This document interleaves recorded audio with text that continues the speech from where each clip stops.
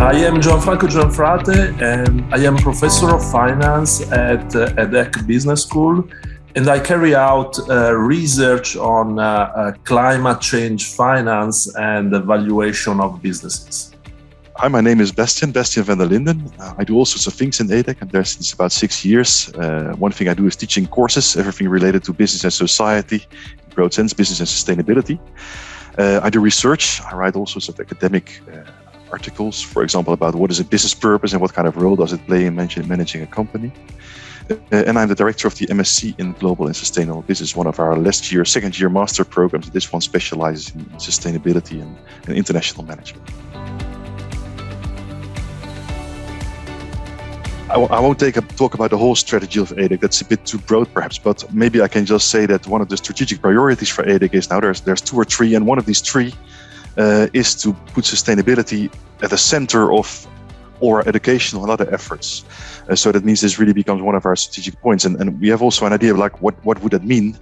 And of course, like the basic answer is really straightforward. We train the future leaders of industry. And our biggest impact sustainability-wise is preparing these leaders for a future in which we have sustainable companies. So that's, I guess, the predominant impact EDHEC can make. First and foremost, it's really training the students in such a way that they will be the sustainability leaders of the future. We can see around us that scarcity is getting sort of the characteristic of the world we are living in. There is a growing scarcity of resources. There is a planet that is warming up very quickly. And there are also conflicts around us that they are jeopardizing the very foundations of the economies that we have built over last century after the Second World War. So there is a sort of degree of challenge and the complexity that is unprecedented. And the way students and businesses were sort of treating the environment just 20 or 30 years ago is pretty much outdated. So in this context where resources are scarce, where there are tensions and conflicts, managers of businesses need to be a little bit more aggressive in a way in how they conduct businesses and operations. You get from the name that the focus of the master is especially climate change and sustainability. And in order to understand the climate change, you need to understand, first of all, the natural sciences. So what we know about climate and what we know about what is going to happen on the planet if no actions is taken to stop global warming. You need also to understand the technologies, because the only way to reduce the risk of a planet that becomes unsustainable for human life is changing the technologies, the way we produce and consume goods and services. Therefore, the characteristic of our master is that the students have an exposure, first of all, to these sciences, natural sciences and technologies. This is a program that is jointly run by EDHEC Business School and École des Mines, that is one of the leading polytechnics, so engineering institutions in France and in Europe. And once the students have a foundation about what we know about climate and what can be done about climate and what technically are the technologies that can be used and what are the costs associated to switching to cleaner technologies, then on that we build the financial skills that are necessary to understand what are the costs, financial costs associated to cleaner technologies. And also we teach students how it's possible to channel private and public financial resources to these unprecedented financial efforts that our society is going to cope with in the next few years. That is the transition to a low carbon economy. So first, a high-level overview of the MSc in global and sustainable business. It's about global business, so it's about the larger companies of our world that mostly operate across borders. And these companies are for a very important part responsible. They're the drivers of globalization, of making exchange of goods and services throughout the world possible, and also the exchange of money in return for them. And that drives enormously the growth of our economies and also, let's say, the well-being of most people in the world. And that has been very successful in a way. Now, we see last decade, or maybe a bit longer already, that there's a very serious criticism of this globalization, which is first, everybody gets better because of globalization, but it's so unequal, let's say, the betterment of life. Some people benefit a very little bit and others benefit enormously. So we have growth for everybody, but it's too unequally distributed across the people of our world. That's one issue with the globalization that is driven by these large companies. The second one is, of course, this one I mentioned already earlier. Our society simply runs into the limitations set by our planet, by our natural environment. So these are two big challenges for our world, but very much for our businesses, because if we like it or not, if we want to make global business and globalization a success for our world, we must make sure that these businesses start finding ways to grow that also contribute to a more equal distribution, let's say, of our growth, and to doing this within, let's say, the limitations of our environment, of our planet. So I think that's the helicopter view of what this program tries to achieve, and that's done by simply looking at global businesses from this perspective. So it's not that global businesses in the future won't have a marketing department or won't make strategies or won't do logistics. They do all that. They will have finance. They will need investors and all that kind of things. It's just all these things will change a little bit. Supply chains will become circular. They will become closed, so that we continue using the same resources rather than buying new ones every time. We will try to explain to investors why it is important to invest in sustainable strategies. Marketing will leverage more and more the sustainability aspects of products and services that are sold to convince consumers to buy that, and also for that reason. So all these disciplines are changing a little bit because of that. So we look at all these disciplines of global business and we say, okay, what is the state of the art if you look at from this global and sustainable business perspective? That's one thing. The other thing is we must know more about sustainability and business and how that works. What are the opportunities and how can they be leveraged in global business? And this is done with, let's say, a focus on industries. We talk, of course, about what sustainability is, how it interrelates with businesses, etc. But sustainability is very different depending on the industry you look at. If you look at a food industry, you get a completely different kind of, let's say, sustainability issues and responses of businesses than if you look at the energy industry or maybe at the fashion industry or at the data industry, right? So we look in a couple of large courses at these different industries. What are the sustainability opportunities? What kind of business models do we see arise? And how do businesses respond to that opportunities? So that's the best way to get your mind around sustainability in business. The mission of EDHEC is to train students and ask students actually to make an impact in their job and in the societies they are going to be citizens of. And because we believe and it's very clear that the sustainability from the environmental point of view, from the social point of view, is going to be the defining challenge of this century of our time, we ask and actually we expect students to make an impact also on the environmental footprint and then on the social footprint of the organizations they are going to work at. And it doesn't matter whether they are for-profit organizations or non-profit organizations or government jobs. We ask the students to sort of consider the footprint of their actions, and on the basis of that, make an impact. So make sure that the footprint of the organizations they lead has a positive impact on societies throughout the world. Well, this MSc program actually already started a little bit before this new strategy was really formalized, and this sustainability became one of the, let's say, key dimensions of EDHEC strategy. So this MSc went a bit ahead of that, and now it's one of the, well, something we call it something like one of the test grounds to see how we can do everything that is possible to make our curriculum ready for the future, if you like. So that's, I think, one of the roles of this MSc.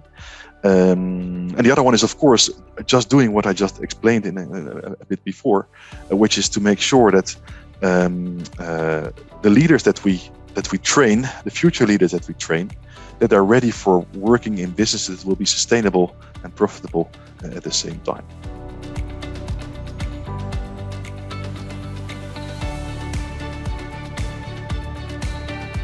So we may like it or not, but the organizations that have to deliver on the transition to a low carbon economy are companies, because the entities that are really managing production plants or facilities to deliver services are companies.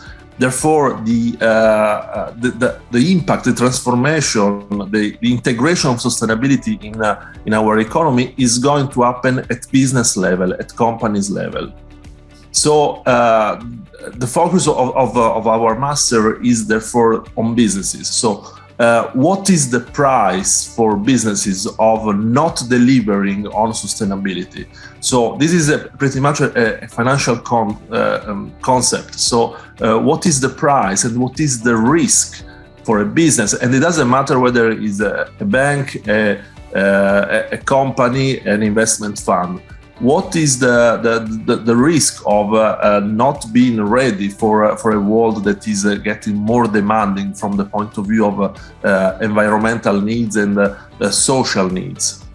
Really, the businesses that will be outcompeting their competitors in the future will be the businesses that can deliver the great products and services that we need while also being sustainable.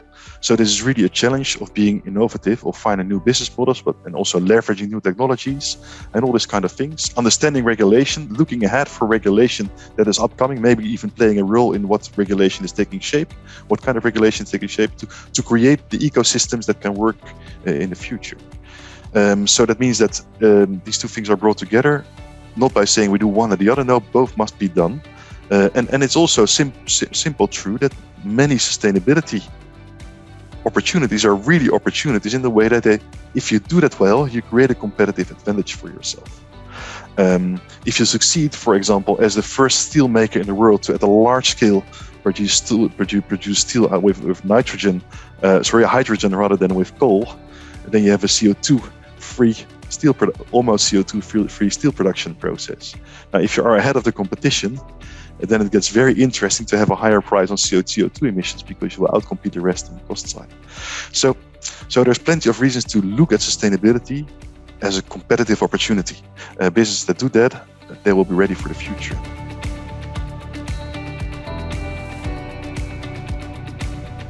Because of this mixed structure of our program, so understanding of the technological challenges of climate change and the financial instruments and the strategies that can be implemented in order to deal with these technological challenges, our students are expected to work especially with investment funds that are targeting the transition to a low carbon economy, but also financial institutions, for example, banks, commercial banks and investment banks that need to quantify the risks associated to climate. So our students are pretty much able to use the instruments that are at the frontier to quantify how much a certain portfolio of investment or a certain financial institution is exposed to climate change. So commercial investment funds, banks, and I would say that the third big area is the companies, because these new demands for transformation in the footprint of corporation means that new investments needs to be sort of made by companies, and companies will need experts that can speak the language of climate change, for example, but also understand what are the right channels to get funding for investments that are more cleaner and that are more sustainable. I would also like to add that yes, we have relevant partnerships in place. In particular, we are partnering with Amundi, that is one of the leader asset managers in Europe, and we are partnering with the Crédit Agricole, that is one of the largest banks in Europe. And this is a very sort of active partnership in the sense that some classes in the master, in some courses of the masters, are really see the involvement, direct involvement, and the presence of representatives of Amundi and Crédit Agricole. And the students are expected to complete a thesis that is a group work where the coach is a member of Crédit Agricole or Amundi. So the idea is to really be in a way, especially in the final part of the program, the least possible academic ivory tower, and to be very, very practical. So the process starts with a need or an idea that our partners have developed about a sustainable finance product, and the students work with them and with the supervision of the faculty on these projects. Of course, there's generally EDHEC is quite good at creating relations with corporations, with recruiters, so that students can always, let's say, enter into this into this relations that EDHEC already has. And we do that also in the program. We make sure that students meet plenty of companies so they can see what kind of companies are interesting to work at. If you have this perspective, what kind of jobs these also are. So this we do, of course, with like some of the more important companies in this field in France, like Danone, for example, but also with Michelin. We have Engie, the energy company. So all these kind of big companies. We also have some consulting firms that work with us to show, let's say, the consulting side of this work. And this brings me already maybe directly to the second part of your question, which is like, which jobs do students take? And we see more and more students of this MSc moving into the specialized sustainability jobs. So they become an ESG analyst at a bank or an investing company. The year before, one of the students went to Rothschild as an ESG analyst, analyzing on behalf of, let's say, analysts and investors how companies perform on environmental, social, and governance criteria. Students go into consulting. Just spoke to a girl a couple of days ago, one of the students of this year. She works in a consulting firm that helps companies making their business model more circular to make sure they use the same resources rather than disposing every time. And there's quite some students moving into the, let's say, in the sustainability officer jobs in large companies.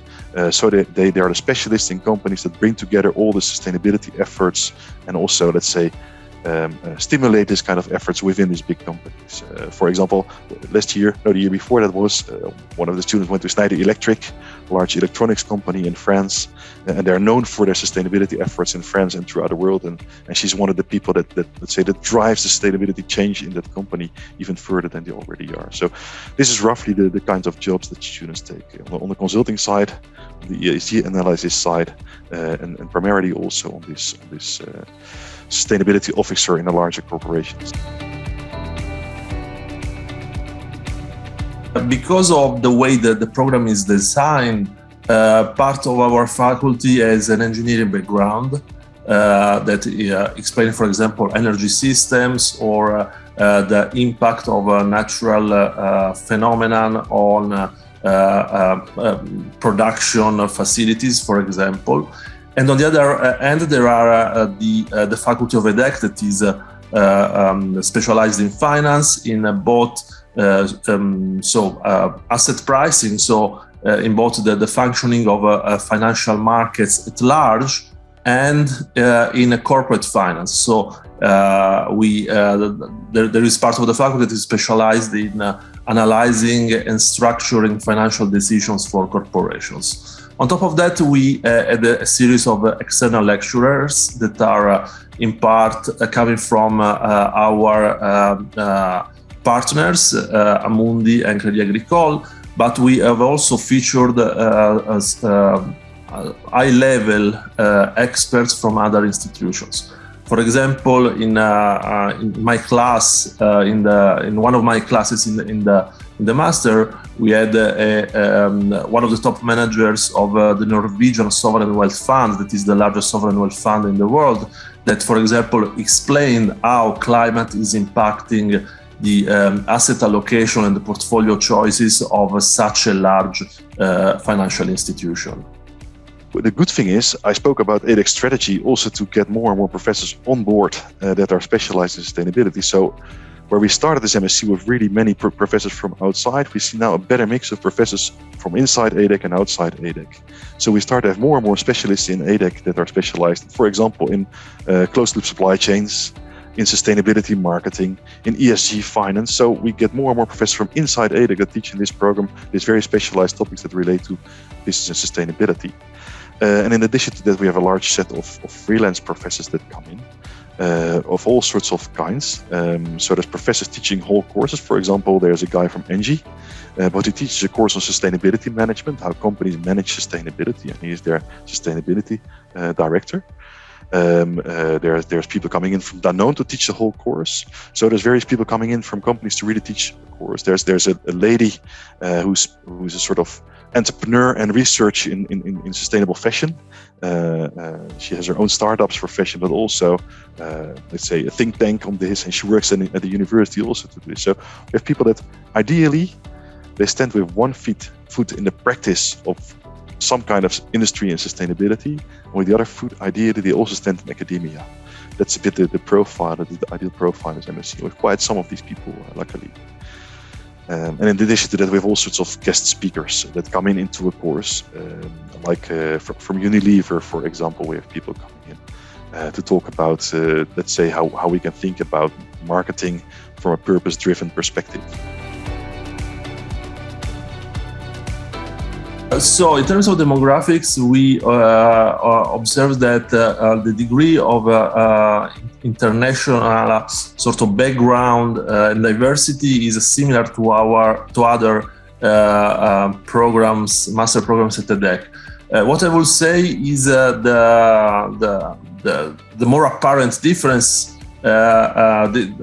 from this very first year of the program is the background and the skills of the students that enrolled in the master on climate finance and sustainable investing. They tend to be more quantitative than the other students at EDHEC. This is in part because some of them have an undergraduate degree in engineering, and also because despite the common wisdom that sustainability or climate is more a sort of a qualitative field, actually is pretty much the contrary, is highly quantitative, because the measurement of climate phenomenon and the management of technologies require sort of sophisticated quantitative skills to sort of model these elements that are by their very nature extremely complex in a sort of hard quantitative way.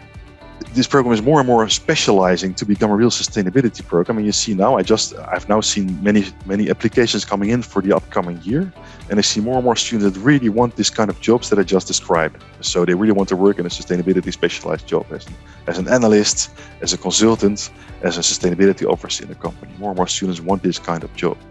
I would say it's half men and women, so that is nice, and it's always quite international. There's I think a bit more than average students in this MSc being international. Last year it was almost half, I would say 40% or so international students, 60% French, and various nationalities, many various European nationalities, South America, we see sometimes. North America, last year 2 North American students. Students from all sorts of European countries, I said this already. Students from India, from China, from all over the world basically. And a bit more than half usually is French. What really excites me is the fact that when I see the faces of the students in the room, I am pretty sure that many of them are going to be sort of business leaders, are going to be faces that I'm going to see on the newspapers, financial newspapers, or on business TV. This is because at this very moment, they are really the ones that are at the frontier in terms of knowledge and expertise. And because I see that there is such a strong demand from job markets for this kind of profile, I am pretty sure that this student in particular will have a relatively quick and relatively successful career. So I really know for a fact that many of them are going to be business leaders, and really their actions are going to have an ample scope in terms of footprint and impact on other people. I think the most exciting part of this program is it's really not so obvious how sustainability and global business really come together, how these two things really can work together. It's really about bringing two completely different things together. It's in a way, it's a sort of global experiment to see how we can together change our economy through making our businesses performant both financially and let's say sustainability wise. And that's really a wonderful challenge to be in the center of that experiment and to catch the most interesting developments and to show them in a 1-year program.